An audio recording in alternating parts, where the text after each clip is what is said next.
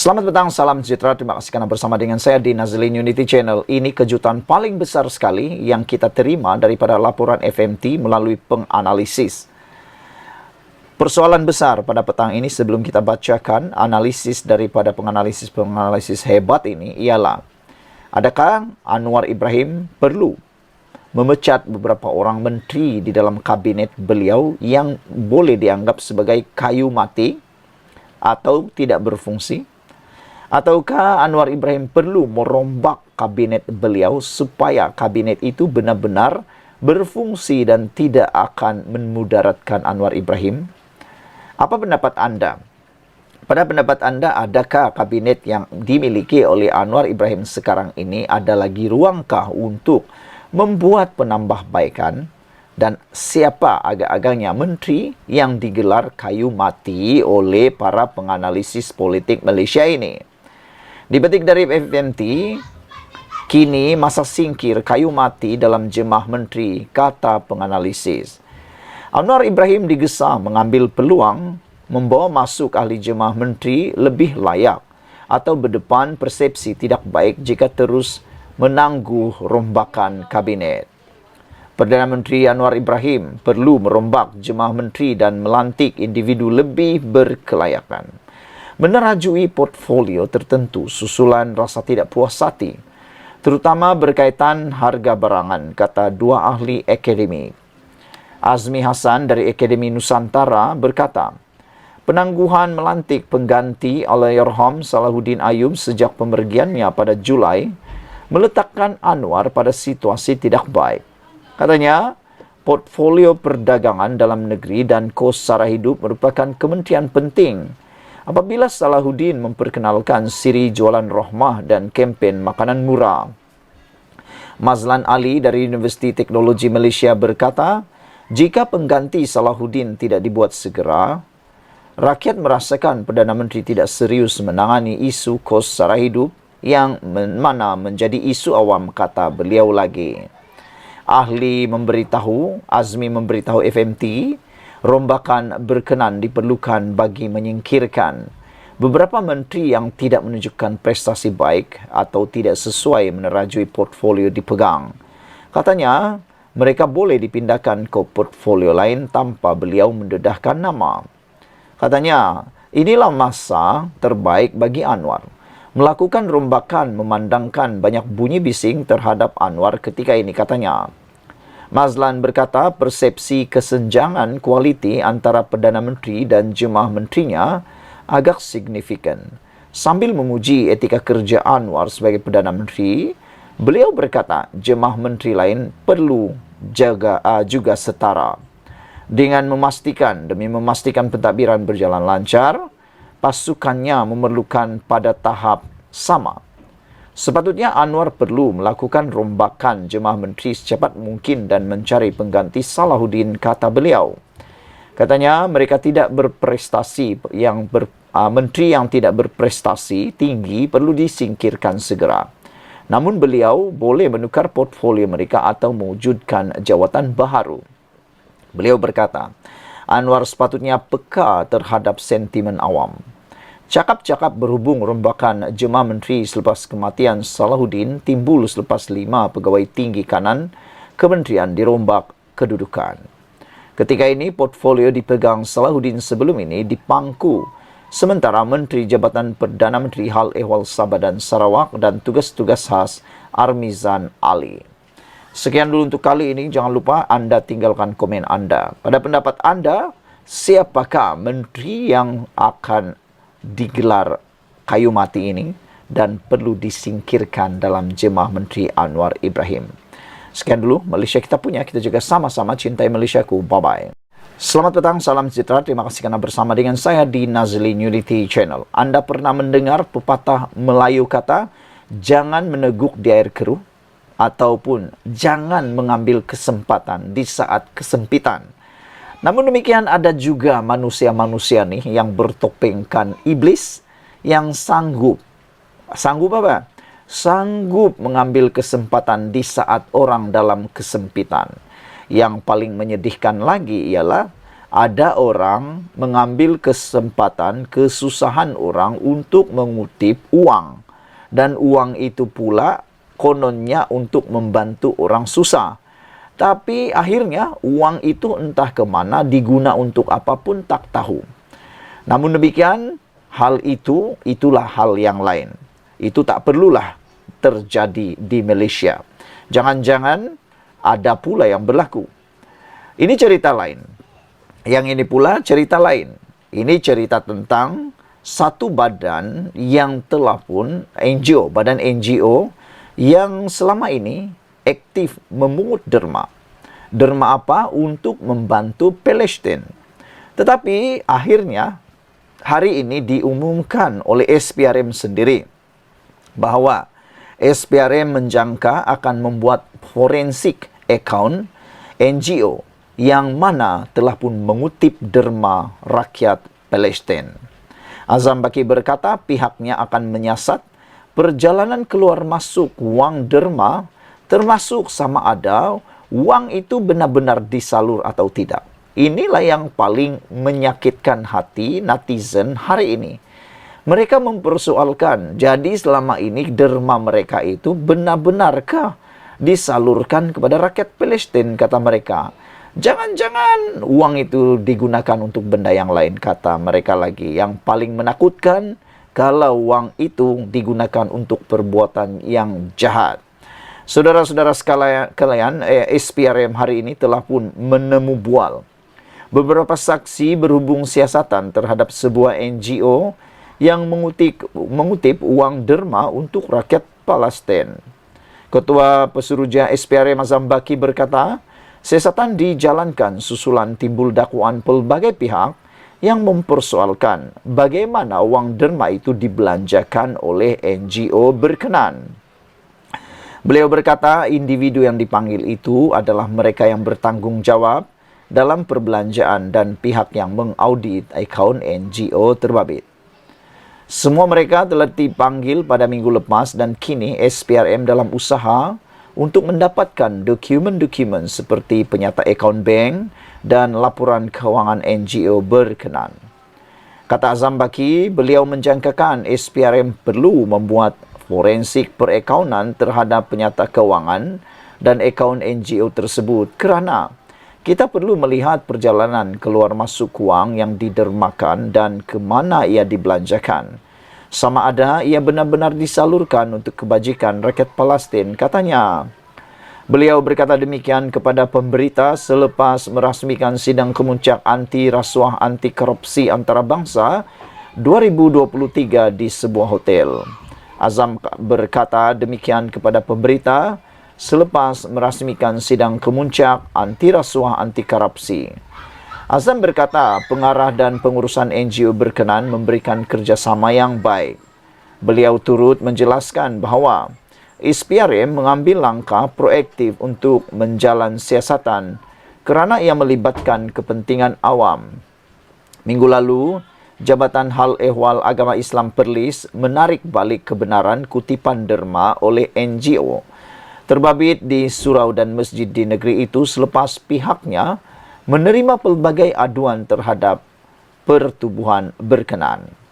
Sementara itu, Azam Baki berkata siasatan berhubung percetakan buku Jekaf untuk prasekolah bernilai kira-kira 80 juta ringgit melibatkan sebuah kementerian secara rundingan terus masih berjalan. Kata Azam Baki, saya menyerahkan siasatan kepada pegawai penguasa atau penyiasat SPRM. Katanya serta menambah, setakat ini pihaknya belum lagi memanggil bekas Menteri Pendidikan Radzi Jidin bagi membantu siasatan. Dilaporkan, SPRM telah menahan 2 individu berhubung siasatan membabitkan percetakan buku itu. Sekian dulu untuk kali ini. Jangan lupa tinggalkan komen anda. Sila tekan butang subscribe. Malaysia kita punya, kita juga sama-sama cintai Malaysiaku dan kita jumpa lagi. Bye-bye. Selamat petang, salam sejahtera. Terima kasih karena bersama dengan saya di Nazilin Unity Channel. Beberapa jam selepas isu hutang PAS yang tak dibayar-bayar sejak beberapa waktu yang lepas, akhirnya pimpinan daripada PAS tampil memberikan jawapan. Yang menghairankan, para netizen juga mempersoalkan, mengapa parti yang berasaskan Islam ini, kata mereka, lihat nak membayar hutang.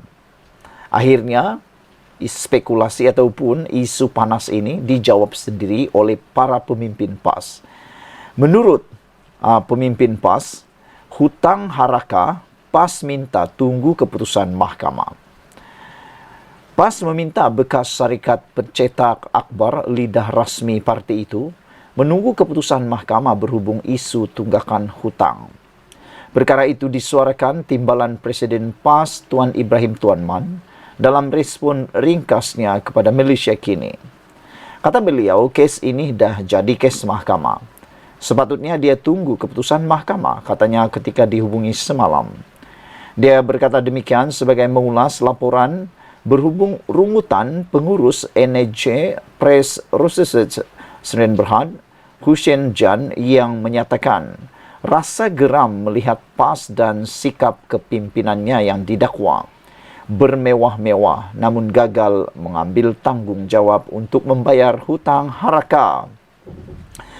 Ia membabitkan hutang Harakah dengan dua syarikat, iaitu Angkatan Edaran Enterprise Sdn Bhd, Angkatan Edaran, dan NAJ Press Resources Sdn Bhd. Angkatan Edaran bagaimanapun di Isytihar Muflis dan pihak pengurusan sama menubuhkan NAJ Press Resources Sdn Bhd sebagai pengganti dan terus mencetak Harakah pada ketika itu. Bagaimanapun, hutang Harakah dengan Angkatan Edaran yang telah muflis lebih banyak hingga mencecah nilai jutaan ringgit berbanding hutang dengan NAJ Press Resources hanya lebih RM600,000. Sementara itu, Hussein berkata, PAS dan Harakah enggan membayar hutangnya dengan Angkatan Edaran atas alasan syarikat itu telah pun gulung tikar. Menurutnya, syarikat tersebut menanggung beban hutang dengan pembekal kerana Harakah tidak mahu menjelaskan hutangnya. Dalam keadaan ekonomi yang sukar ini, kita perlukan sumber keuangan segera sebagai modal pusingan untuk teruskan perniagaan, kata beliau. Pemimpin PAS kononnya mengaku mengikut Al-Quran, hadis, ijma ulama sebagai panduan, tetapi sebaliknya menggunakan hukum sekular dan ketepikan hukum Islam kerana enggan bayar hutang bidasnya. Sementara itu, peguam yang mewakili NAJ Resources, Putra Taulan Rasul, ketika dihubungi berkata, pihaknya sudah mengemukakan tuntutan terhadap PAS, Setiausaha Agung PAS Taqiyuddin Hasan, dan penerbit Harakah, iaitu Galeri Media Serbanika Sdn Bhd. Saudara-saudara sekalian, ini memberikan banyak respon daripada netizen.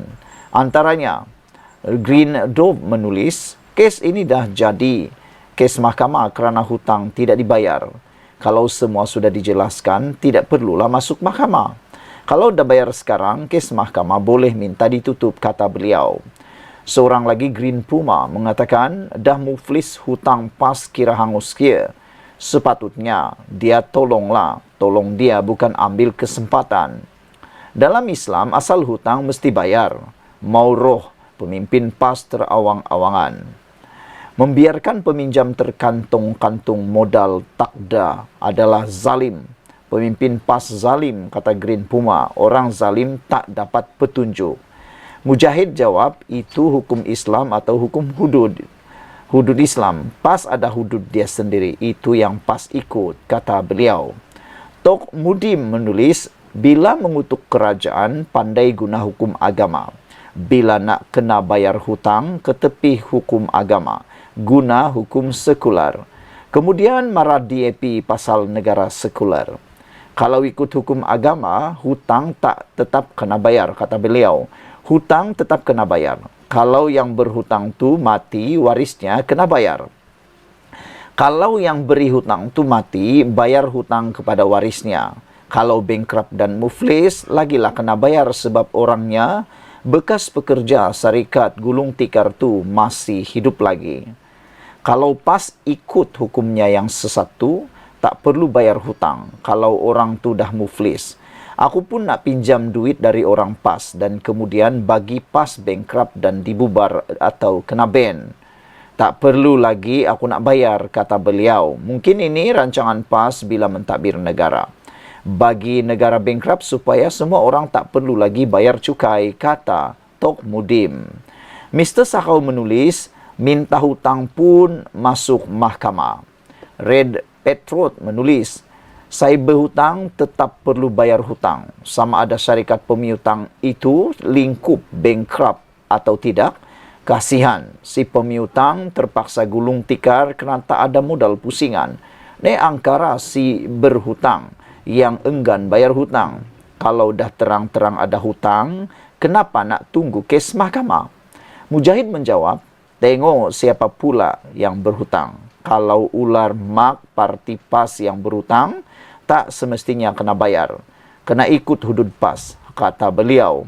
Green Cobra tulis, alahai, kenapalah PAS ni menyusahkan pencetak masuk mahkamah. Dah hutang, bayarlah. Syarikat itu muflis kerana PAS tak bayar hutang, kata beliau. Citizen of Malaysia juga menulis, itu mencuri namanya. Tangan semua ahli PAS, pemimpin PAS dan presiden PAS mesti bekerjasama membayar hutang tersebut, kata beliau. Kerana nanti kena hukum. Mujahid kata, biarlah mereka semua itu dengan kata-kata mereka, kata beliau lagi. Apa pula pendapat anda tentang hutang yang tak dibayar oleh PAS ini? Rupa-rupanya jumlahnya bukan sedikit. Menurut daripada Husin Jan, pengurus kepada syarikat tersebut, beliau mengatakan bahawa hutang yang tidak dibayar oleh PAS itu ialah mencecah nilai jutaan ringgit. Juga Energy Press Resources yang ada RM600,000. Dan yang lebih menyedihkan ialah, kata Hussein, PAS dan Harakah enggan membayar hutangnya dengan angkatan edaran atas alasan syarikat itu telah pun gulung tikar. Dan menurut Hussein lagi, mereka, syarikat itu terpaksa menanggung beban hutang dengan pembekal kerana Harakah tidak mau menjelaskan hutangnya. Menurut beliau, dalam keadaan ekonomi yang sukar ini, mereka memerlukan sumber keuangan segera sebagai modal pusingan untuk meneruskan perniagaan.